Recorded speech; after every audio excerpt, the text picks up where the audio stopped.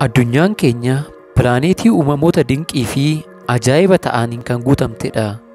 Namoonni hedduunis yeroo isaanii uumamoota kana ilaaluun kan dabarsan yommuu ta'u, qophii keenya har'aatiin iddoowwan balaa guddaa geessisanii fi akka hin daawwatamne mootummootaan dhorkaman 10 waliin ilaalla. Turtii gaarii. Sagalee keessa nawwee taliila kee qabbana. Kurnaffaa Snake Island biyya Biraazil keessatti kan argamuu fi oddola bofaa jedhamee kan beekamu yommuu ta'u, iddoon kun hektaara 43 kan bal'atuu fi mootummaan Biraazil namni kamiyyuu akka hin daawwanneef iddoo dhorkedha. Sababni isaa ammoo oddola kana keessatti sanyiiwwan bofaa nama ajjeesuuf seekoondiin qofti isaan gahu 4,000 ol ta'an waan argamaniifi. Iddoo kanatti fageenya meetira 5 bofti tokko kan argamu yommuu ta'u, mootummaanis waggaatti yeroo tokko qofa saayintistotaaf akka qorannaa gaggeessaniif qofa banaa godha. Saglaffaa The Tomb of Qin Shi Huang jaarraa 12ffaa keessa mootota Chaayinaa turaniif iddoo awwaalaa qophaa'e yommuu ta'u, innis giddugaleessa Chaayinaatti lafni asii gadee qoffaramuun kan hojjetamee fi mootonni Chaayinaa durii erga du'aniin booda ni ka'u jechuun wantoota isaan barbaachisan hunda guutanii fi iddoo hojjetanidha. Fakkeenyaaf maatii isaanii, gargaartotaa fi fardeen hedduu siidaadhaan hojjetanii kan itti dhaabaniifidha. Iddoon kun kan argame akka lakkoofsa Awurooppaatti bara 1974 yommuu ta'u, naannoon kunis qoffaramuudhaan siidaawwan 2,000 ol ta'an argamaniiru. Fuuldurattis osoo qofforamee siidaawwan 8,000 ol akka argaman qorattoonni ibsaniiru. Mootummaan Chaayinaa garuu iddoon kun akka hin tuqamne ibsa kenneera. Tuuristoonnis siidaawwan argaman kana ilaaluu haa danda'u malee isaan osoo hin bahin hafan kana garuu itti siquun illee hin danda'amu. 8ffaa Aksaayi Chiin iddoon kun ammoo biyyoota Chaayinaa fi Hindii gidduutti kan argamu yommuu ta'u, biyyoota lamaan kana gidduuttis hanga har'aatti jecha kan kooti jedhuun hiikamuu hin dandeenye. Sababa kanaanis iddoo kana loltoota Chaayinaatiin ala namni kamiyyuu daawwachuu hin danda'u. 7ffaa Vaalbaard Global Seed Vault kaaba biyya Noorweetti kan argamu iddoon kun gosaawwan biqiltuuwwan garaagaraa kan of keessatti qabatuu fi addunyaa keenya irratti tasa yoo hongeenii fi beelli guddaan dhufe sanyiiwwan nyaataa akka hin barneef bakka itti ol kaawwamanidha. Kaayyoon isaas nyaanni yommuu barbaachisutti dhiyeessuu yommuu ta'u, itti dabaluunis gosoonni biqiltuuwwanii kun akka hin banneef kan dhaabbatedha. Sababa kanaanis iddoon kun seeraan eegumsi guddaan kan godhamuuf yommuu ta'u, akka lakkoofsa Awurooppaatti bara 2008 hojii jalqabuu danda'eera. Hanga har'aattis sanyiiwwan addunyaarraa walitti qabaman 840 ol ta'an dhaabbata kana keessatti ni argamu. Iddoo kanas hojjettootaan ala namni kamiyyuu deemuu hin danda'u.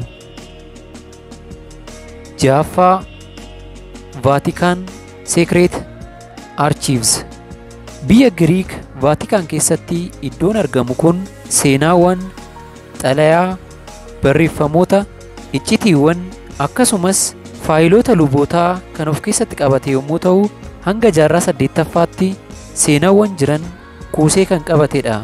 Kitaabota waajjiraa 50,000 ol ta'anii fi kitaabota sanadaa 35,000 ol ta'an of keessaa akka qabu luboonni aangoorra jiran dubbataniiru.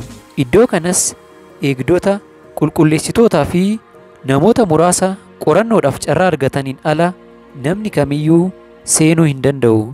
Kunis sababa iccitii guddaa of keessatti qabatee argamuutiini. 5ffaa Eeriyaa 51 biyya Ameerikaa kibba Neevaadaa keessatti iddoon argamu kun iddoo iccitii guddaa addunyaa keenyaa kan ta'ee fi namni kamiyyuu akka hin barreef dhoksamedha. Namoonni hedduunis iddoo kana ilaaluudhaaf ni hawwu. Iddoon kun shaakala waraanaa fi xiyyaaraaf kan hojjetame ta'uu isaa ibsamus, namoonni hedduun garuu Ameerikaan iddoo itti uumamoota haaraa pilaanetii biraarraa dhufan itti qoratu jedhanii ni dubbatu. Namoonni tokko tokko ammoo iddoon kun iddoo uumamoonni eeliyaansi jedhaman irra jiraatan jedhanii ni amanu. Waa hundaafuu iddoo kana loltoota Ameerikaan ala ilaaluu dhiisaatii itti siquun illee hin danda'amu. Kan eegamus jettiiwwanii fi meeshaalee samii keessa saffisaan balali'anii waan ta'eef namni kamuu achi deemuuf hin yaalu. Afraffaa Pooveegliyaa. Biyya Xaaliyaan keessatti iddoon argamu kun Oddoola Weeraraa jedhamuun kan beekamudha. Oddoolli xiqqoon kun kaaba Xaaliyaan naannoo Veenasii fi Liidoo jedhaman gidduutti kan argamu yommuu ta'u, mootummaa Veenesiyaatiin kan hojjetamedha. Bara 1793 hanga bara 1814tti sababa weeraraan buufata kwaaraantaayinii ta'ee tajaajileera. Bara sanattis oddoolli kun namoota 160 ol keessummeessuu danda'eera. Iddoon kun xiqqoo ta'uu isaarraan kan ka'e biyyoon asitti argamu walakkaan isaa kan namoota du'anii akka ta'e ni amanama. Bara 1922 ammoo hospitaalli sammuu banamuudhaan dooktarri tokko yaalamtoota hedduu gara jabinaan ajjeesuun isaa ni dubbatama.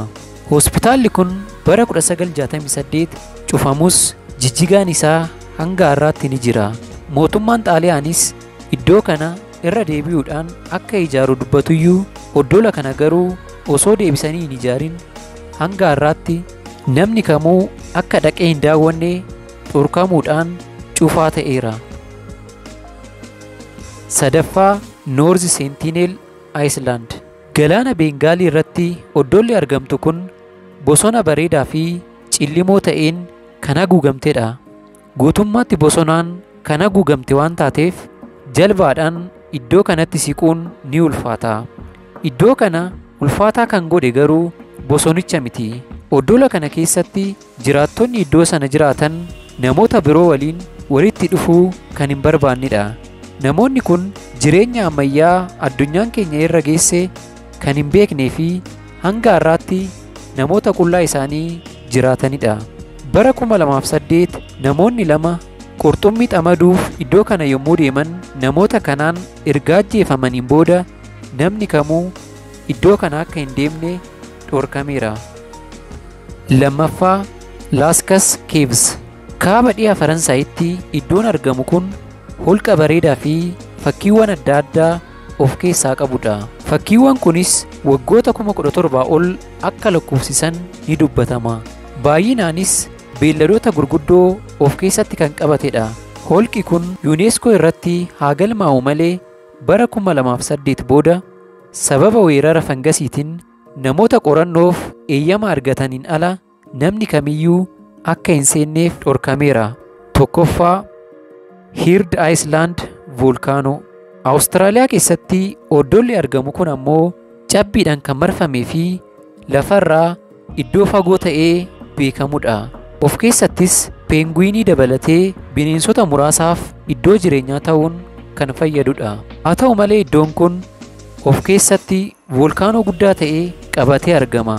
Akka lakkoofsa Awurooppaatti bara 2000 saayintistoonni qorannaa iddoo kanatti godhaniin gaarri kun of keessatti dho'insa voolkaanoo kiiloomeetira 2 ol dhohuu danda'u akka qabu beeksisaniiru.